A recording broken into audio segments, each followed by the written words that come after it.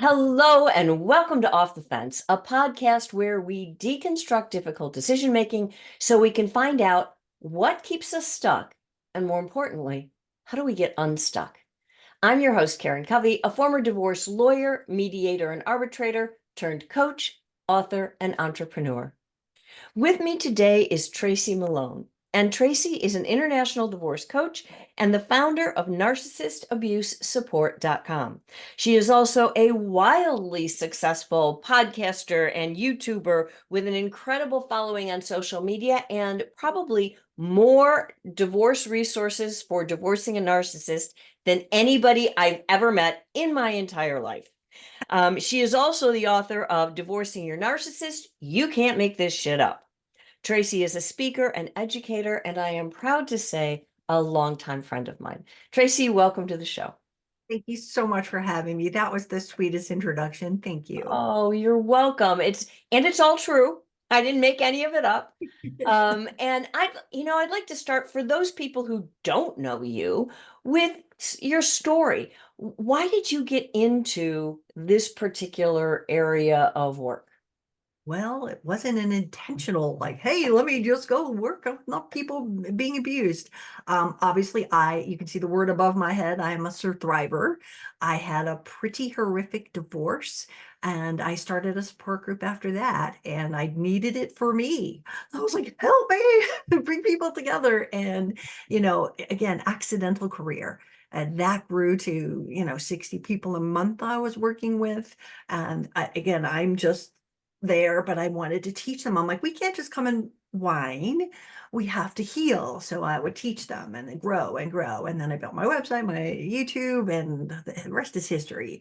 My book is also, on divorcing a narcissist. So it became sort of the platform that took me into the next level as well. So how did you, I want to take us to very basics. How Mhm. did you know you were divorcing a narcissist per se? And maybe we start with what is a narcissist? Yeah. Well, first of all, I didn't know I was divorcing a narcissist. Through the entire year, 7 trials, nobody, not my therapist, not my lawyers, not the mediator, nobody ever said it. And so it was just called the most horrific, well, actually was the most contentious divorce in our town's history by the judge. I was like, well, that's an accomplishment, but no one said the word. So I didn't know. And I didn't know because I found out later after I dated the next one and then learned I had really didn't know what it was because I grew up with narcissistic family members, both parents and siblings. So it was very familiar to me. Ghosting was our family vacation, right? So let's get into what an actual definition of a narcissist is because, we have a thing called the DSM-5, which is the Diagnostic Statistical Manual, which tells us, hey, if you're trying to diagnose someone, here's the things that define them, right? And they're, in my opinion, they don't really reflect it. So it's sort of a grandiose self sense of importance.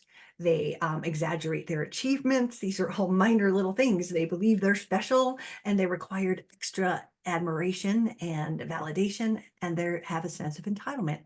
That's not the truth. I mean, those happen, yes, but they manipulate people, they lie, they steal, they hurt people, they gaslight people endlessly, they charm as the first weapon to kind of get people into their life, but in the end they are really destroying people's lives for their own gain. They don't care who they step on, who they hurt, how many years you've been married. I've had a client that was married for 50 years, and you would think after 50 years just give her the money and have a nice day.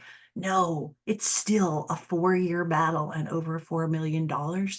And like, again, a normal person would be like, okay, we don't get along anymore. Let's just, here's your half, here's my half, have a nice life, right? It is a battle, it is a war. And if you've got children, unfortunately, they use the children as weapons without any like empathy for what they're doing. They just want to get you. The revenge just sits into their heart, and they are evil. Evil's a very good word for them. I like that better than the DSM-5 things.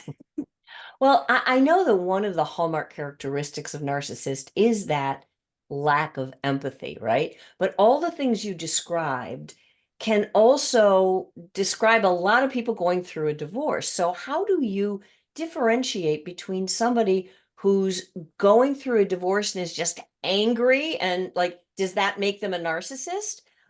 Versus someone who really rises to that level that it sounds like you're describing of what's a narcissist. How does someone know if their spouse is really a narcissist or it's just they're angry and upset about the divorce, and so they're not being their best self.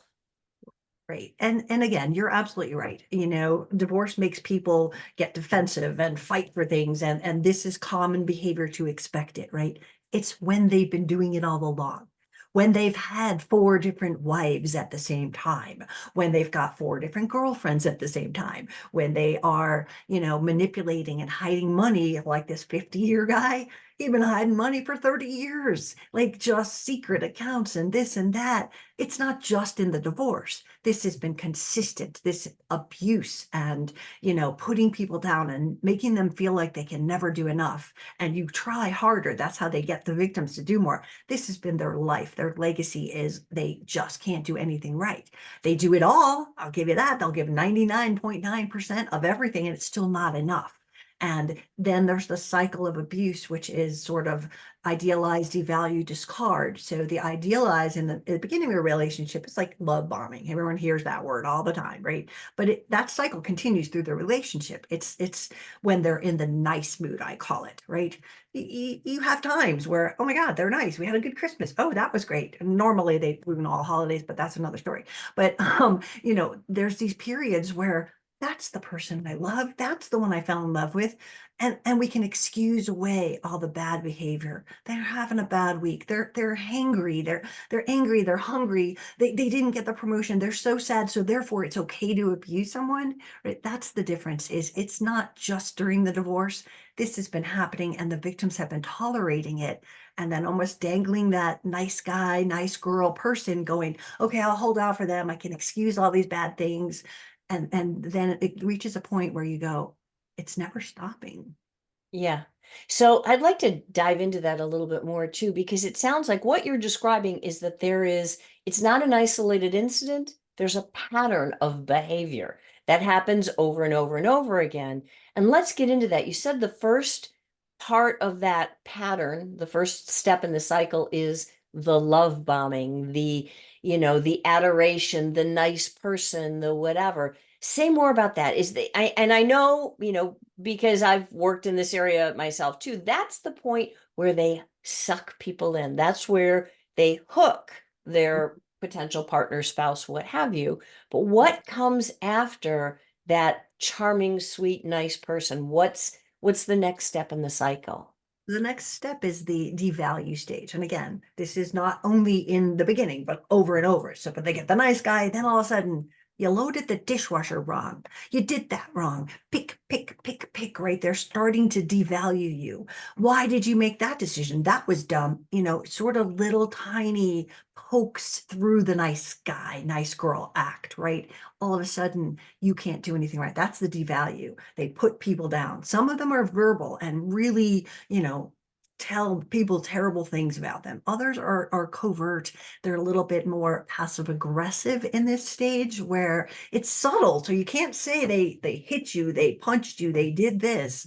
But it's ongoing. It's making you feel small. It's controlling you. It's not letting you see your friends. It's not letting you see your family. It's not letting you see male friends. If you're the female, don't ever see your male friends. It's control comes into that devaluing stage. You're doing it wrong. Let's fix this, right? So that comes into that devalue stage, and it's a dangerous part. Yeah, it seems like it would be hard to pick up on, especially if you're in the stage where you love someone and it would be confusing, but you don't know what to do with it, right? And also they select victims, targets we call us. Supply is another word. They select them based on what kind of supply they will be. They look for a certain kind of person that is often codependent. So they're people pleasing. They'll take on the guilt and the shame going, oh, You're right. I should have tried harder. They'll if they get yelled at by the narcissist, they will internalize it because perhaps they've had abuse in their past and it's normal, right? Just like for me, I was like, oh, okay, ghosting, it's my family vacation. They'll be back, right? That's because I was groomed that way. So they hear your story. They know you had another bad relationship. They swear to God they would never cheat because their spouse cheated on them and they would be so loyal and oh, so you believe those lies, right? And you get hooked into it. And so the danger lies in that, not recognizing the devalue stage, because again, it could be subtle. It's just, okay, you did the dishwasher wrong. You didn't do this right. Why'd you do that? What money are you spending? Little tiny things that are normal relationship conversations, but they're really designed to make you feel horrible and to take away that power so that you're fighting for that good person to come back. Right. You want the person you married, right? Try harder. Yeah. So after that devalue stage, which at that point the other person in the relationship has got to feel pretty awful, right? Mhm. After that, what's the next stage in the cycle?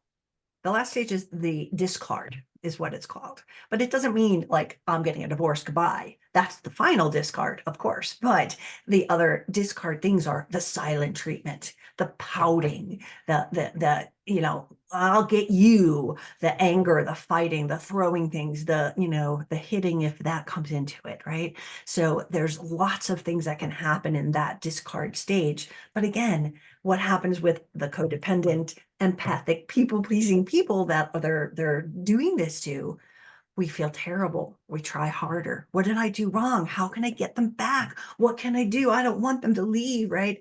And so the cycle begins. As soon as we turn around and stop being angry that they're doing this and start to go, oh, but I want them back. I'll try harder. I'll try harder. That goes into love bombing. Now that they've won and they get us back into this like lovely, nice, calm, the person you married. And then it starts again. It just keeps going around and around. So you mentioned too a term that I'd like a little explanation for our listeners on, and that is gaslighting. What exactly is gaslighting? Because I know it's something narcissists do all the time. What is it?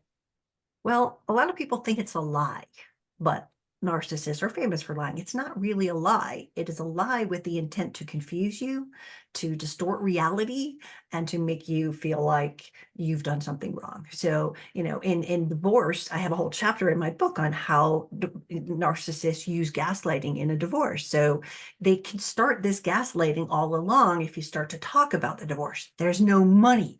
You'll get nothing if you divorce me. I'm the breadwinner. You'll move out of this house. You'll never get the kids.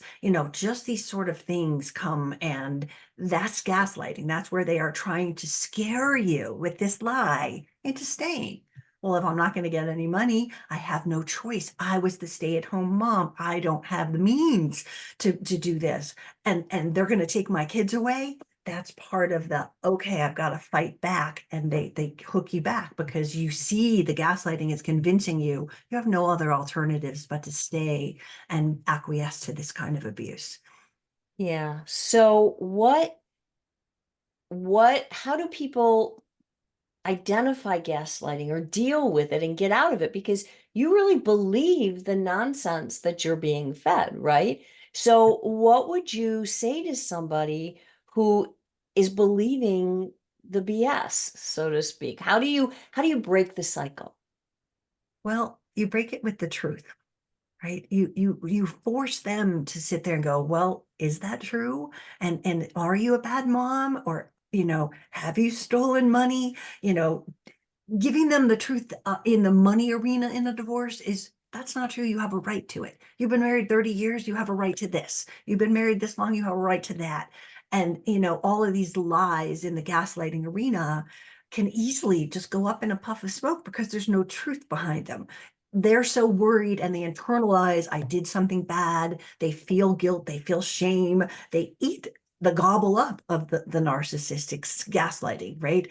Oh, and the fear, narcissists control with fear. So the fear that you won't get your kids, you won't get money, you'll have nowhere to live, you'll be on the streets. Those are very real for a stay-at-home parent who didn't have the resources, right? But then to complicate that, is there's no money, it's because they've been hiding it for years, right? And so now it's like, I don't have money to even move out, much less get a lawyer, much less track down this hidden money. They've been planning and going through the motions for so long that it's hard to break through that. So the truth, talking about it, feeling about it, you feel it in your heart, right?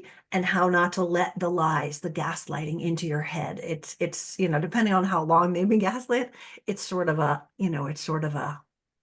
sometimes it's harder to break it, the cycle, and other times once they see it, they can't unsee it. Well, that's gaslighting. Ha, not going to have power here. It's sort of like back away. But you have to get yourself into a place of feeling strong enough and confident enough to say it or just not believe it. So what happens when a person gets to that point where they start to, the veil comes off of their eyes, so to speak, right? And they start to see that the way that they're being treated isn't okay. It isn't true, the things that they're being told. And they're starting to see that their relationship isn't healthy, because I think we can both agree that a relationship with a narcissist is generally not healthy, right? Oh, yeah. That's an understatement. Yeah. I'm trying to soft You know, pedal it here, but yeah, I mean it's awful. But like, so what happens when the person starts to see this? I'm not as bad as I've been told that I am. I'm not as bad as I thought I was.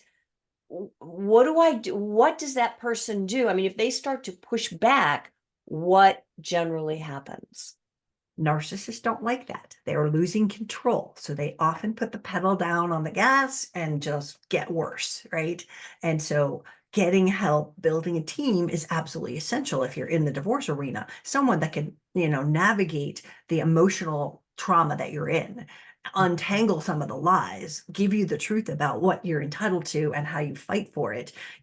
It's when I work with clients, I mean, week after week, they come in with, you know, and they did this, and I'm like, all right, well, that won't matter, but it sure does sound scary, doesn't it? But here's what would really happen in that case. So you're giving them a dose of reality versus listening and absorbing. They've been absorbing this gaslighting and the lies for so long that it's sometimes it's a pick each little thread out, let them understand it until they start to see it. And then I always like to help them treat the wounds of this gaslighting, because the insecurity, the loss of self, the fear, the anger, just there's so many things that they go through that if we can heal those things, they get stronger. If we can heal and make them not fear what the narcissist has gaslit them about, they're much more empowered. And they also can learn to deal with their lawyer better because they're not coming from a fear-based place.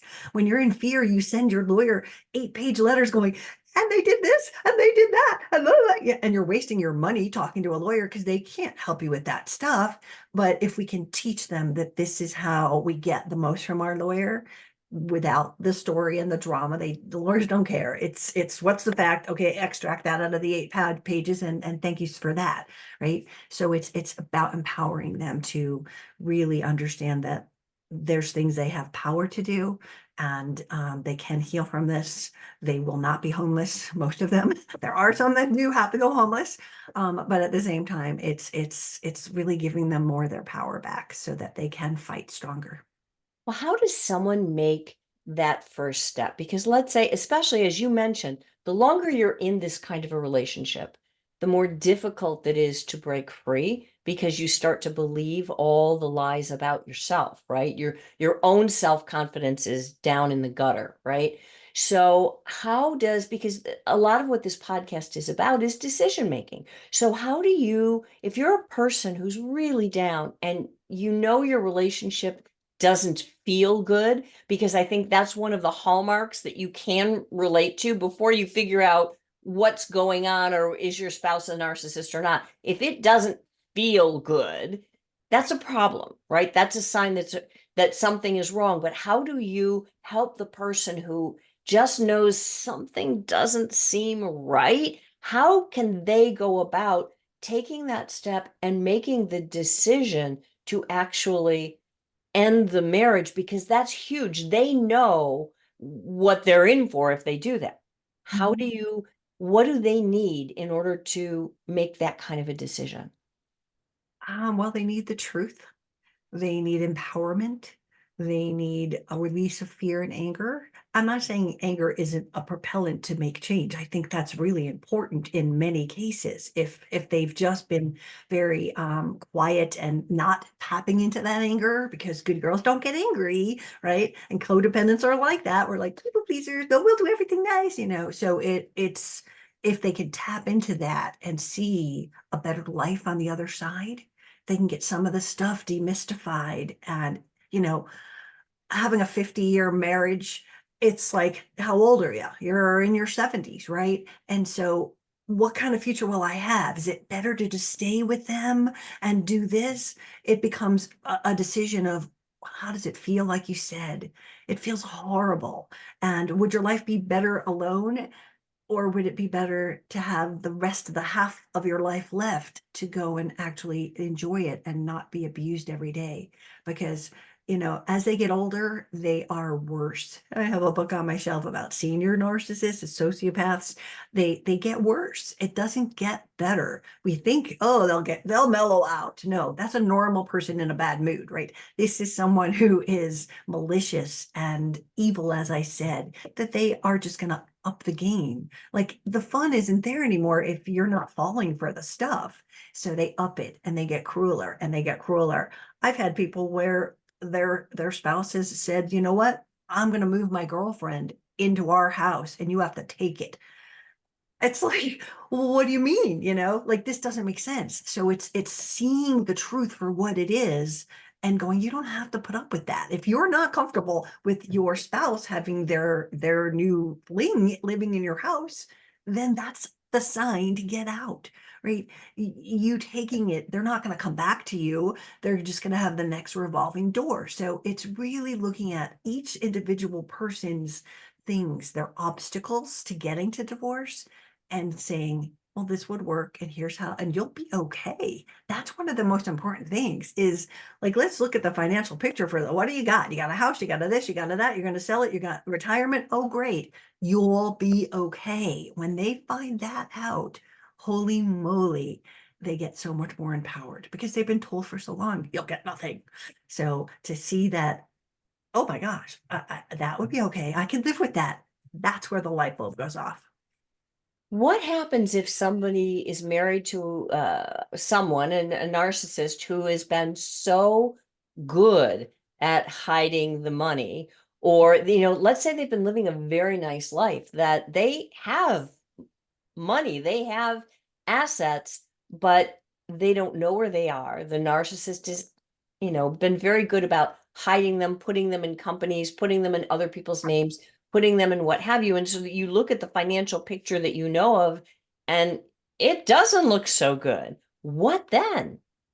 Well, I am a true believer in combing those financials. You know, they always leave a clue. They're sometimes brilliant and sometimes they make mistakes. And, you know, oh, that's interesting. Every month there's a payment to Wells Fargo, but you didn't show us a Wells Fargo card. What's hiding on there? Like only you would know that because a forensic would go boom, boom, boom, boom, boom. They wouldn't know that you don't know that there's a Wells Fargo secret account. But when you find that, you find little clues to like money being taken out. Then we start to, you know, get some interrogatories and could you please give us that, you know, Wells Fargo account? And then a whole nother can of worms opens. Where's that? How come on Wells Fargo you're paying, you know, Morgan James? Where's that money? Where's that account? You start to become a detective.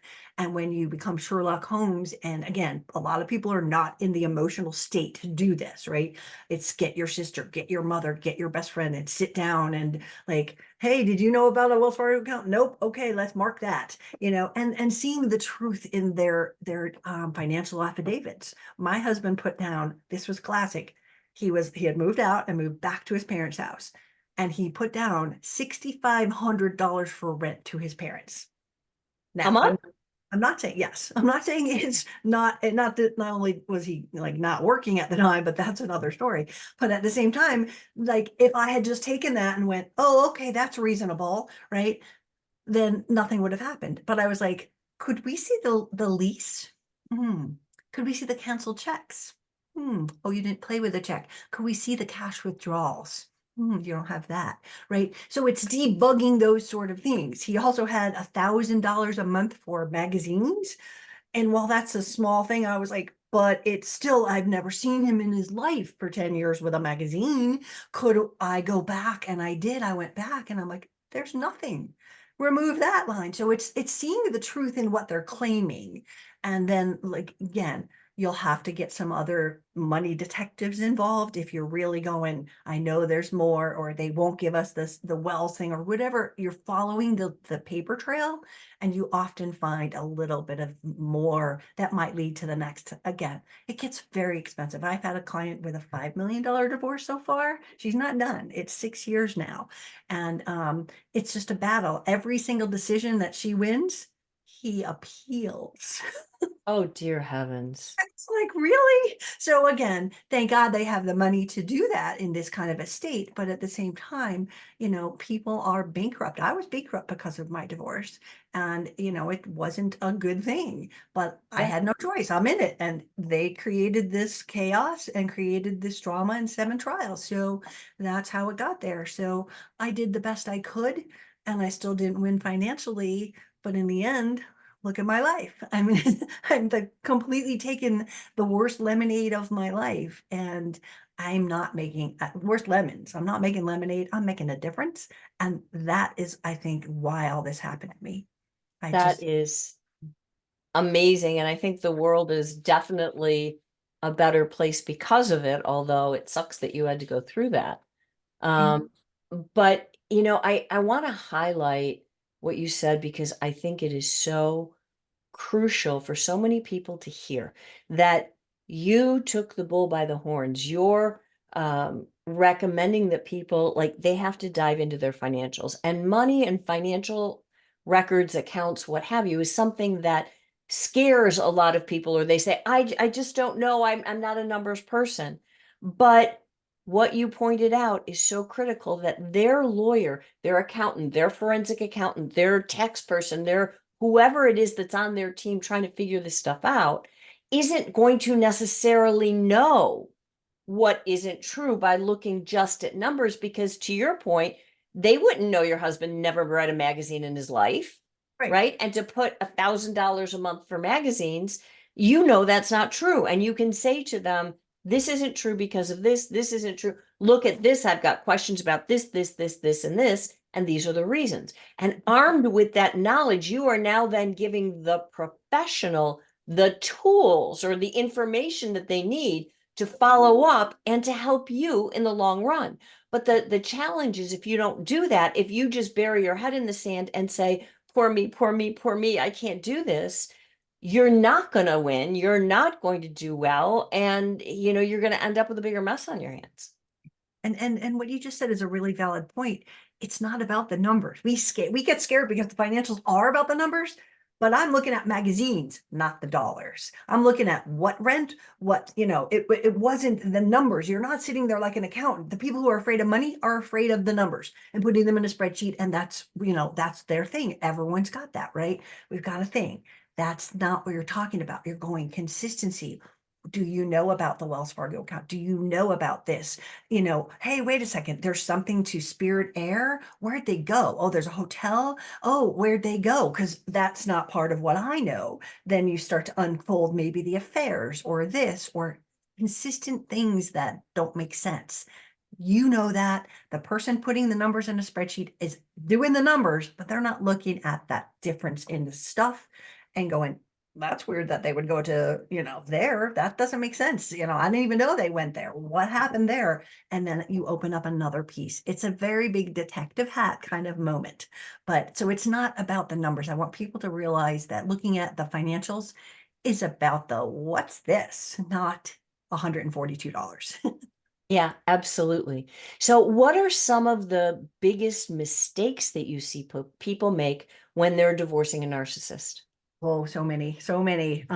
First of all, the thing that many people think when they're just so fed up with them, If I just walk away from it, they'll go away. If I just give them everything they want, then it will be okay and I'll be free. And that's all I care about. I only want to be free. And I get 20 of those a week, right? It's like, yes, but it doesn't mean the abuse stops, especially if you've got children, right? So walking away from the money, you think, okay, you know what? I'll keep just my retirement. You keep everything. I don't even want the house. Just take it, go, right? They're winning. You think they'd go away. They don't. They're like rabid dogs. They make another case. They make another thing. They keep on coming, right? A lot of people don't set goals for what they want in the divorce. They're just floundering, going, I don't know, what do I have? What can I have? I don't know, right? But it's like, I want this. I want the kids. I want this. I want my time. I want this. I'd like to have a place to live with the kids that's safe. Boom, boom, boom. They get hooked onto the, I want this, I want that. But if you have a goal that I want peace in the end, I want financial security as much as I can, then you don't go into $100,000 divorce battle. You settle for things, you come to a different place if money is your goal, right? I need to save more. I don't want to go to battle. You're making different decisions. So having that goal is important. I think a lot of people also make the mistake of not planning for the children as they grow. So I do a lot of work with parenting plans and I see people going, well, my kid's 4, so they'll go to this preschool and that's all that makes it. And then, the next step comes and they have no plan. And with a narcissist, it's objection, objection, objection.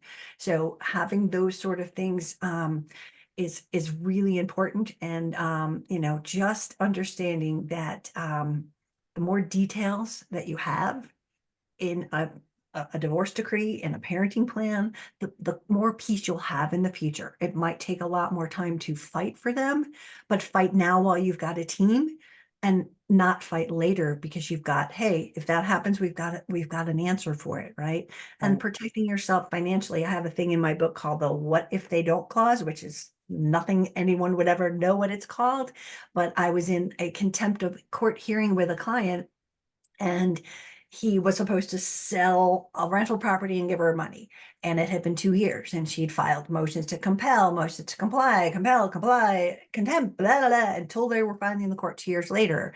And it was a different lawyer for her, but the same judge. And the judge's like, sir, you have to pay her and you have to pay her in 30 days or you're going to go to jail. He's like, well, how long would I go to jail for? She was like, Until you pay. forever. He's like, well, how can I pay if I'm a judge? He's like, I don't care. You pay. So after that, my client's lawyer stood up and said, well, judge, why should my client have paid $20,000 to get us here today when you ordered him to do this a couple of years ago? Could we please ask for legal fees? And the judge said, I would love to, but it wasn't in the first decree. So if you have something in there that says if either party doesn't comply with everything that's in there, like he was ordered to do it, now I got to take you back. Guess what? You're paying my legal bills too, right? That's what we want to put protection in because there's a lot of protection that we need to add that is out of the norm of a normal divorce decree. That one will save you if they don't comply, like this story I gave you, boom, she would not have had to pay that $20,000. Yeah, that's really sad. And just, the lawyer in me wants to point out it all depends on what's in your decree and what the law of the state is. But Mhm. why leave anything up to chance, right? And you make a very good point because this isn't divorcing a narcissist is not a quote unquote normal kind of divorce. It's more contentious, it takes longer, it costs more. The fight is it expands geometrically compared to what an ordinary divorce might be. So Mhm. you really have to plan for that and, shore up, dot all the I's, cross all the T's, do everything that you can on the front end. Because Mhm. what most people don't realize is the volume of cases that are in court after the divorce is over, because the fighting doesn't necessarily end when the divorce ends. Would you agree with that? Absolutely. It never does. And even if it's just, if you've got kids, it's just that going on. It's financial going on. It's trickery. It's lies. It's gaslighting. It's harassment. It's not being able to pick up your clothes because you ran out of the house out of a desperate domestic violence situation. And we're going to stop you from doing that. Like I've had clients with 15 people they've had to hire, including video people, to pick up their clothes. It's ridiculous. This is Crazy. not normal. And that's what we're Yeah. saying. Pre-divorce, post-divorce, it never ends unless you put up a lot of boundaries. And boundaries are like in a parenting plan, pick them up here, drop them off there. You have to have that book ending, those details that define it. You get them Christmas, and Christmas starts at 3 o'clock on this time and it ends on this day, right? In my book, I have a story where the husband in this case picked up the children for Christmas and didn't bring them back for 2 weeks because it didn't say when. Well, it's Christmas break, so I just assumed, well, it doesn't say that, right? But she had to Yeah. call the police 8 times. They wouldn't let her children come back because it didn't say it. If you have it defined, it ends and you come back at here. Now we can call the police and say they were supposed to be back at 3 o'clock and they're not here. We Yeah. don't have Yeah. anything to do. So getting those details in is imperative when you're with a narcissist. 100%. Everything needs to be laid out on paper, but the challenge is when you're in that negotiating stage, it's easy to kick the can down the road because you're so tired of fighting. You're so tired of fighting. But there are some details that you can give up on, and you don't want a parenting plan that's 200 pages long. That's not going to be helpful, but you do need a level of detail in your parenting plan that an ordinary, a couple that's amicable, they're just like, yeah, bring them up. You can bring them home late, or 4 o'clock is fine, or I don't know, do you want three? They talk, they negotiate, they work it out, and the kids are better off for it. But if you are divorcing someone who's a narcissist or any kind of high conflict personality, it doesn't matter whether they've been diagnosed with something, but you've got a lot of conflict in your marriage and your divorce, you don't have those details down. And that's what's going to come back and bite you for sure. And 100. so it's about encouraging your lawyer to put as many details as humanly possible, and again, in your state for your laws, but you're fighting for them. You're going to put them in and they're going to say, no, we don't want that. No. So it's ask for more, land on somewhere that you can settle and just be like, okay, I can live without that, but my goal is here. So I want to come back and do this one. And you negotiate, you leverage, you're back and forth with all of these pieces. It's a game, but hopefully you get enough of your happy things on the thing that will promote more peace in the post-divorce stage. 100%. And what's implicit in what you're saying that is important for people to hear is that, who's on your team? Do you have support? Because to divorce a narcissist is absolutely exhausting. It's exhausting on a good day. And if you don't have people there who can pick you up, who can, help you out and carry you when you're just down and want to give up, who won't let you give up the farm, to Mhm. have the divorce professionals on your team that you need and the divorce support group. I know, Tracy, you've got some amazing support groups, and those are a tremendous help so that you don't feel like you're all alone, and people can give you ideas. Oh, that happened to me. I did this, it worked. I did this, it didn't work. Don't do that. That kind of thing can be such a blessing for people. Absolutely. Absolutely. And that's what people need. And again, support groups can cost money, or you can go on Facebook. I got 16,000 people in that group.